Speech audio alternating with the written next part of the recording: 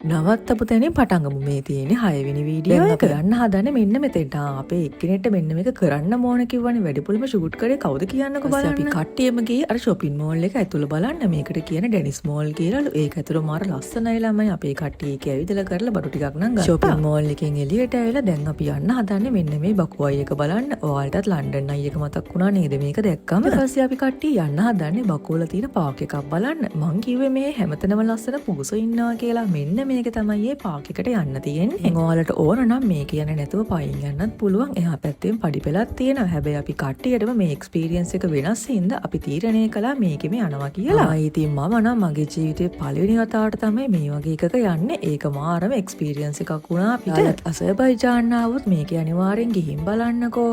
මේ තියෙන්නේ අසර්බයිජාන් වල ප්‍රසිද්ධම ෆ්ලේම් ටවර්ස්. එකම විදිහට හදපු ටවර්ස් තුනක්ම තියෙනවා. දැන් අපි මේ පාක් එකේ ඇවිදින්න තමයි යන්නේ. මේ බලන්නකෝ සිටි එක ලස්සනට මෙතෙන්ට පේන හැටි. ළමයි මේ පාක් එකේ උඩටම ගියාම මුළු සිටි එකම බලන්න පුළුවන් විදිහේ view point එකක් තමයි අපිට හම්බ වෙන්නේ. ඔයාලත් ආවොත් අනිවාර්යෙන් මෙතෙන්ටත් යන්න අමතක කරන්න එපා. ඊට පස්සේ අපි ආයේ නිසාමි ස්ට්‍රීට් එකට ගියා දවල්ට කෑම කන්න කියලා. අපිට හම්බුණා ඉන්දියන් කෑම තියෙන කඩයක්. මෙන්න මේ හොට් වීල් එක නම් මරු ළමයි ඔයාලා ගාවත් තියෙනවා. කන්න ගත්තේ බිරියානි. මේ ටික නම් මාරම රහයි ළමයි. ඊට පස්සේ හොටෙල් එකට ඇවිල්ලා මට පැය 2-3ක් විතර නිින්ද ගියා. එතකොට ආවේ රැයට කන වෙලාව. මේකට කියන්නේ ඩෝන කියලා. ඩෝන කියන්නේ මෙහෙ නිකන් ජාතික ආහාරය වගේ කෑමක්. මේක මාර රහයි ළමයි එකක් කෑවම බඩ පිරෙනවා. එහෙනම් අදට ගිහින් එන්නම්. තව ගොඩක් දේවල් තියෙනවා.